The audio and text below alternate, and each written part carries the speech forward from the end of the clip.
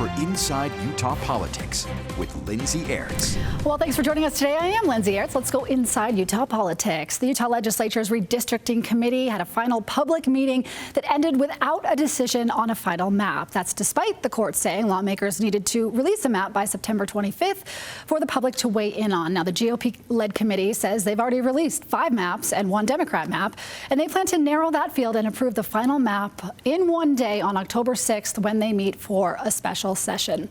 Well, that Wednesday meeting this week got heated at times as Republicans and Democrats both accused each other of favoring their side while drawing these maps. We suspect there was a data set incorporated into the test that Dr. Trendy applied, and we are unable to verify. It's as if we're told to buy a car and we can't lift the hood and look. You just demeaned us to the audience, as legislators, hold on. to the public. There's and no I outburst. will not have that. You called us somehow hiding or lying about everything that we've presented. Well, there, a little bit of heated tension during that meeting. Now, we want you to know that you can view the maps and comment on them at redistricting.utah.gov. But here to dig into the majority's position, I'm joined today by Riverton Representative Candice Pierucci. Hi, Thanks Candice. for having me. Thank you for being here. Okay, let's dive right in. How did you feel after yesterday's meeting? I mean, we played a little bit there where it just got really contentious. You know, our committee has put a lot of work into this, and I am proud that we were able to produce 5 maps that comply with Proposition 4 for the public to come back and comment on. Obviously, Representative Owens and Senator Escamilla also proposed one of their maps, which is also public for the public to review. I will say that Representative Owens' comments were completely unfounded and absolutely absurd, and we have gone out of our way to make sure in this process we are not reviewing partisan data and that we are in compliance with Proposition 4. Yeah, well, he went on to clarify and apologize and say he wasn't saying that any of the committee was looking at partisan data, but rather that expert. And his argument was a little bit like, I can't see the data to verify, I think he called it the black box that your expert was using. What do you want to say to that? So everything's public. You can go and see the data sets that were used on the redistricting.utah.gov website. So that is a red herring. They're all public. And he walked through the formula and how he did his statistical analysis on the partisan bias test to assess partisan symmetry.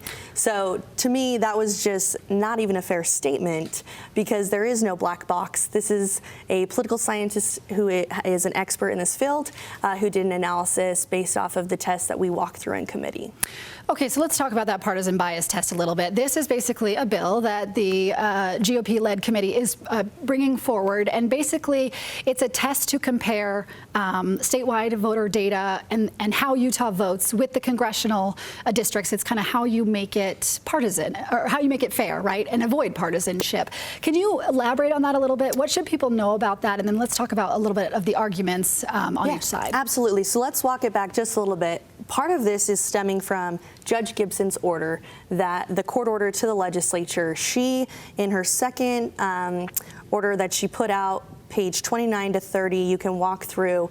She opened up an area talking about partisan symmetry, saying the legislature could define that because we need an objective standard to be able to measure maps so that we're not constantly ping-ponging back with the courts on, hey, what's partisan symmetry? I'll point out, too, Utah's unique. We are the only state in the country that has partisan symmetry in an initiative like this. Most states leave it much more broad. So we're trying to find an objective test that to meet Prop 4 standards, one of those standards is to ensure that there wasn't undue partisan influence, correct? Mm-hmm. So we need a test to be able to assess that. The partisan bias test is one that is used across the country to do that. There's only 3 or 4 that actually work and are acceptable in the courts across the country. And some of those don't apply to our state very well because we have such a small state and few number of congressional districts. Democrats also argue that that test isn't really fair. They're saying that when it is done, it almost always favors Republicans because of that data, because we have lopsided data and big margins between Republicans and Democrats in Utah. So if you go back and watch the committee, I kept asking them, what test do you want us to apply for an objective standard? They brought up the means median test, which that's fine. I know that's something that we're exploring right now of what different tests are available to us. But if you listen to the committee, Dr. Trendy said that a means median test usually doesn't do a very good assessment if you have a small number of congressional districts, which Utah has. The other one was the efficiency gap, I believe. I'll have to go back, right? Yeah, I think that's right. Yeah. There's another one. And that one in the North Carolina suit, they even acknowledge that if you have less than 6 congressional districts, it's not a good assessment of the partisanship and bias in a map. So again, we're trying to find an objective standard so that every time we draw a map, it doesn't ping pong in the courts. And I asked the Democrats, okay, what test would you like? And they don't have an answer. Well, they're sort of saying they want not just one test, they want multiple tests. Are you opposed to that idea? No, and that's what I'm saying is we are open to all things, and right now Senator Brammer obviously is working on this bill. It's like any normal bill file. He'll be able to collect feedback from the public on it. But I guess my point is, even if you have those different tests, when the Democrats presented their bill in our committee, it epically failed in terms of splitting cities, which is the #1 priority in Prop 4. It split cities 13 times, and they didn't even have a test that they could counter ours with on what they wanted us to assess it. So it's really easy to throw bombs, but if you actually want to be a part of the solution, you have to bring those to the table. Well, they're saying that they tested the current congressional maps under the partisan bias test, and it passed, but we have long seen people argue that our maps are gerrymandered. What do you make of that? I will say, and reference the expert that they brought into the room, Dr. Magleby, he had a paper that he wrote right after the 2021 tests were adopted that in the paper said Utah's maps were not gerrymandered. So we got an F pressed on him the on Princeton review. But I'm just saying the expert they brought in to defend their maps said our maps are not gerrymandered. Okay. And so again, we are going back to look at Prop 4, and I think if you look at the maps we have, A through E, we have reduced municipality splits down to 3, which is incredibly impressive and a significant reduction. We've reduced county splits. Salt Lake County's only split 1 time on all of those maps. We've been respectful of transportation corridors, geographic features, and really tried to be diligent to keeping in line with Proposition 4. Speaking of Proposition 4, you guys are now proposing changing it, right? With this partisan bias test. To your point, you're saying the judge allowed for this, right? Asked for more guidance on Proposition 4. Is there any way that you think that the reform that you're going to make to Prop 4 will invite more litigation to say you've again impaired that reform? So again, I would say we are not changing Prop 4. We are providing clarity to it because the judge in her order opened up the door and said it is within the legislature's prerogative to be able to define partisan symmetry. And so, no, I think it's trying to provide clarity to Proposition 4. We in the courts and other lawsuits that we have going right now have talked about how if you are you're clarifying something rather than overriding something, there's a difference there. And if you're not doing it to manipulate the initial intent of an initiative, right? So you can put all the attorneys in the room and they can debate this, but really what we're trying to do is on this insanely abbreviated and condensed timeline, produce maps in line with Prop 4 so that we can be ready to go for 2026. On that timeline, why did we start redistricting the week before the maps were due? Why did we start the committees then? I know there was an appeal, right, with the Supreme Court. We were trying to get a stay on this ruling to expand the time, and that was denied. Were you waiting for that stay first? Like, what was the reason we started a week before? Well, definitely you're reviewing that, but then you have to it takes a lot of work to pull together a committee in that timeline. The legislative process is not one that moves like this, right? So you're pulling it all together, you're working with the attorneys, you have a lawsuit that's going parallel to this process. So there was no intention to slow it. It was just getting everything in line. And I would say that the fact that we had public comment and 2 committees, we went above and beyond, way beyond what the judge had required. And we wanted to have the public have the ability to provide input, which is why there's 5 maps available that the chairs have proposed for the public to comment on. If you went above and beyond, why did you say multiple times? Not you, but maybe you in a little bit, and then Senator Sandel said you were there in protest. How do you think people who want new maps feel when they hear of their lawmakers say, we don't even want to be doing this? So I think if you take it and walk it back, in the Utah Constitution, Article 9, Section 1, it says that the ability and the responsibility of drawing maps lies with the Utah legislature. Proposition 4, when it was passed, the proponents of better boundaries came to the table with lawmakers acknowledging there were some issues with that initiative, and they created SB 200, which was a compromise bipartisan bill. We had a Democrat run it in the House and a Republican run it in the Senate. Right, but you don't think the threat of repealing Prop 4 was hanging over that compromise? Were you guys going to repeal it altogether? I wasn't in the legislature then, so I couldn't speak to that. But I will tell you, we have gone above and beyond in terms of public feedback, public input, transparency, not reviewing any part partisan data and ensuring that we're not having any conversations about partisanship. So that's, we talk about above and beyond. But I think it's fair to point out that we are currently going through litigation on this because this is in conflict with the Utah Constitution and a statute that was added. Well, the courts have interpreted that Constitution to say that redistricting is a legislative process and that Utahns, by their right to alter and reform their government, have the right to pass Prop 4, essentially. Well, we're still in litigation on that, right? So I think that we now are being realistic. Obviously, we are complying with Prop 4. We've come back. We could have said, no, we're not going to come back and redraw a map. We could have absolutely done that, and that was an option. But wanting to make sure that Utah wasn't in this spiral for 2026, we've come back together to make sure we have objective standards in measuring the maps that we're looking at. You've got 20 seconds to tell me which map you like and why. Okay, so I think when you look at our legislative priorities and preferences on rural-urban mix, making sure there's a diversity of federal lands that have representation, making sure SITLA lands are represented, military installations kept intact, universities kept intact, I think that maps A, B, or C do a really good job at that. We'll leave it there. Representative Candice Pierucci, thanks for your time today. Thanks, appreciate it. All right, when we come back, we'll hear the arguments from the other side of the aisle. Mill Creek Democratic Representative Doug Owens joins us after the break. Stick with us. You're watching Inside Utah Politics with Lindsay Ayers. Welcome back. We're continuing our discussion of redistricting today. Democrats on the committee charged with approving new congressional maps have cried foul on the way Utah's Republican supermajority has approached the issue, from map-making practices to the idea of adding new rules. Well, I'm joined today by Representative Doug Owens. He's one of the Democrats on that redistricting committee. Representative Owens, thanks for being here. Nice to be here with you, Lindsay. Okay, we got to start with the elephant in the room, because that meeting got contentious yesterday, and it really started with you, where you made some accusations against the Republicans' expert, who you accused of making a map with partisan data. Why do you believe that? And it wasn't so much accusations as expressing a concern. Okay. We had a situation where the courts have said, hey, Utah, your map's not fair. You didn't follow the law. The voters wanted Proposition 4, independent redistricting. And the legislature didn't do that. The courts have struck down the map. And so we got to have a new map. And they said, follow Prop 4. That was our big instruction from the court. And that's two things. You got to follow Prop 4, you got to draw a map that you don't think about parties when you're drawing it.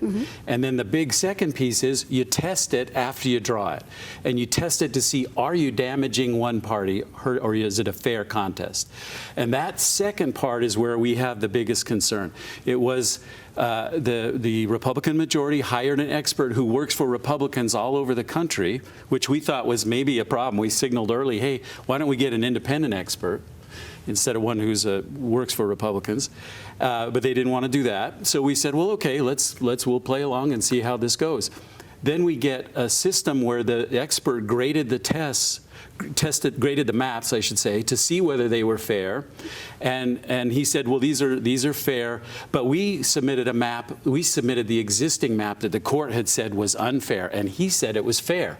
So we thought, well, maybe he's not grading these maps right. Maybe they are punishing one party, and we can't tell. So we said, hey, could we see that expert's data? And that's where it got contentious, because they didn't want to give us the data to see. They said, well, he's doing a fair test. It's just math. And we said, we don't think it's just math. We think we need to see how he's doing that calculation. Well, yeah, they're saying that you just wanted the analytical data of how he got that partisan bias test. Yes. And they're saying you can do that on your own. Well, there is data out there. But he said in his testimony, the expert, the majority's expert, said that I've created a special set of data called the cull list. And we wanted that list because he said that's what he was using to assess fairness.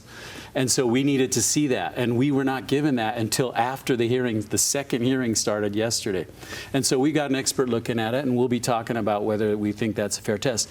It's probably not a fair test, because what Prop 4 said is you got to do multiple tests. You got to use the best scientific and statistical data. Well, it didn't say you have to use multiple tests. It just says you don't have to use one test, right? It says maps plural, or the best scientific data plural. Yeah. Well, yes, it said. So you can use plural, but you don't have to. Well, it said you got to do the best available statistical and scientific methods with an S on it. So I think you're supposed to do, and you're supposed to say, because there's no one test that's perfect. You got to do several.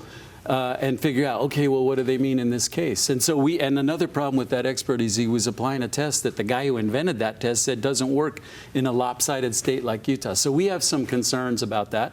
I think we just want to, before we buy that car, we want to look under the hood and see if the engines work. So do you think that this test that the Republicans are proposing unfairly impairs Proposition 4? Oh, yeah, I think right now the indicators are absolutely yes. So do you think the Republicans face another lawsuit over this? Well, I hope we can keep it from coming to that. You know, if I think we're not doing a good job of doing all the tests we should be doing. This expert should be doing different tests, and he should be revealing how he did the tests he did. So let me be the bridge builder here. Republican Representative Candice Pierucci just told me that she was open to multiple tests. I think that's terrific, and Candice is a wonderful, thoughtful, intelligent, honest person, as are all the members of the redistricting committee. And this is the back and forth in politics, and sometimes it comes to a little bit of a street brawl, but we try to be thoughtful and considerate friends as we try to work through these issues. Sometimes they do get contentious, and I'm glad to hear that. What was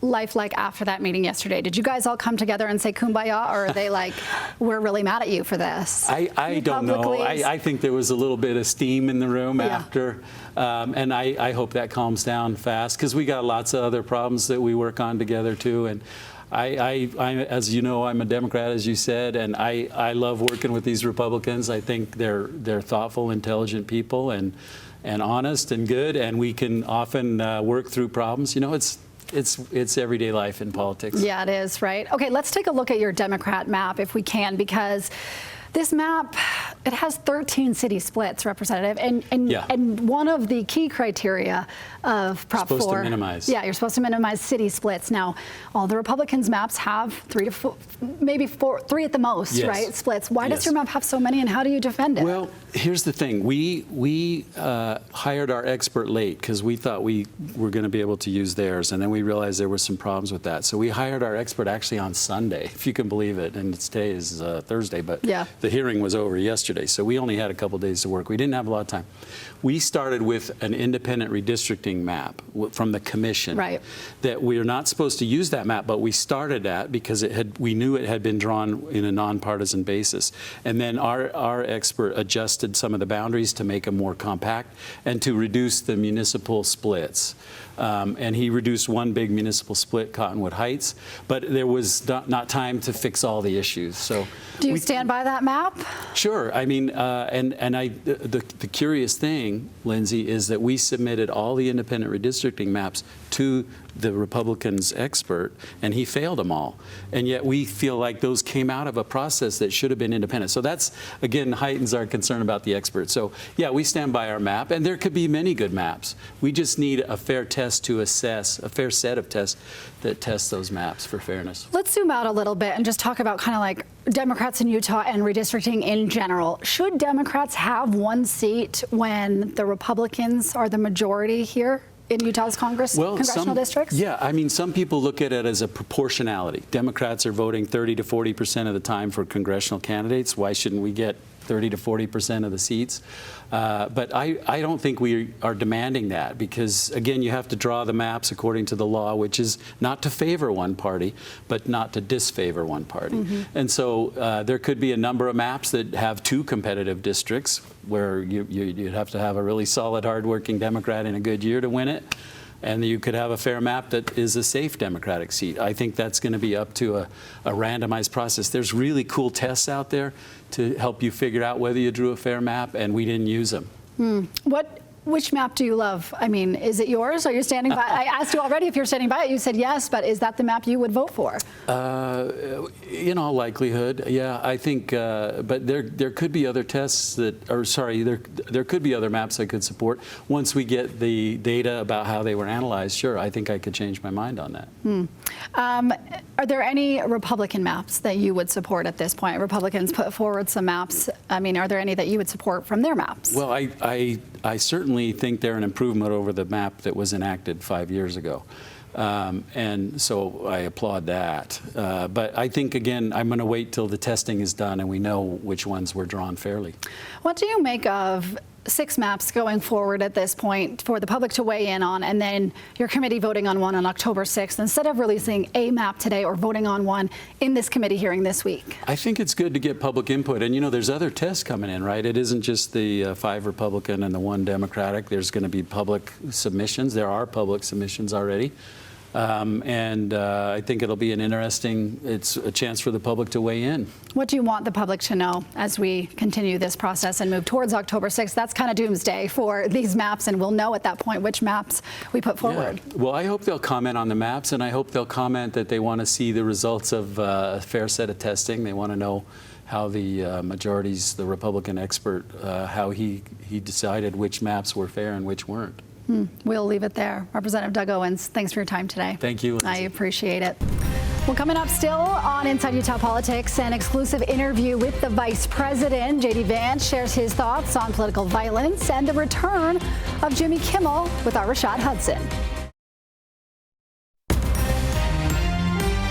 Exclusive with President J.D. Vance. He's reacting to the deadly shooting at an ICE detention center in Dallas. The vice president sat down with our Rashad Hudson, who has more from his one-on-one with the vice president. I sat down with Vice President J.D. Vance just hours after the attack in Dallas. He weighed in on that shooting, political rhetoric in America, and Jimmy Kimmel's return to TV. In my one-on-one interview with Vice President J.D. Vance Wednesday afternoon, he said it's still early in the deadly Dallas ICE shooting investigation, but we do feel pretty confident this was a motivated left-wing political attack. And the Vice President says there's been too much of that lately. I think in particular my Democratic colleagues need to ask some very hard questions about why it is that folks from their side of the political aisle seem to be engaged in these politically motivated attacks. But on the rhetoric topic, do you think both sides share some blame? Well, I don't think anybody is perfect, Rashad, certainly not. But I think if you look just statistically, most of the political violence is coming from one side of the political spectrum right now. Investigators say politics led to the murder of conservative activist Charlie Kirk 2 weeks ago. ABC pulled late-night host Jimmy Kimmel from the air over comments he made on his show after the killing. What did you think of his opening monologue? In some ways, it was kind of kind-hearted. On the other hand, he didn't actually say sorry to Charlie Kirk or his family. And the reason that so many people, including me, were so upset with what Jimmy Kimmel said is that he accused Charlie Kirk's murderer of being a MAGA or a right-wing American. It wasn't a joke. It was straight-up disinformation. The vice president did say everyone needs to tone down the rhetoric across the country and that political acts of violence need to be aggressively investigated. Reporting in Concord, North Carolina, I'm Rashad Hudson. Rashad, thank you. Well, that does it for today's Inside Utah Politics. Stay in touch with us on social media, won't you? You can find me on X and Threads and Instagram, Lindsay on Air, Lindsay spelled with an A, of course. And you can also find Inside Utah Politics in podcast form, wherever you get your podcasts. And if you're looking for some more national political coverage, check out the new show from our Next Star National Network, Political Power Ranker, our national political director and the head of Emerson College Polling, who look at who's up and who's down in the world of politics based on the data. We carry that for you on our free streaming app, News for Utah Plus. You can download that on Roku, Amazon Fire TV, and Apple TV. Well, thanks for joining us today. We will see you next week.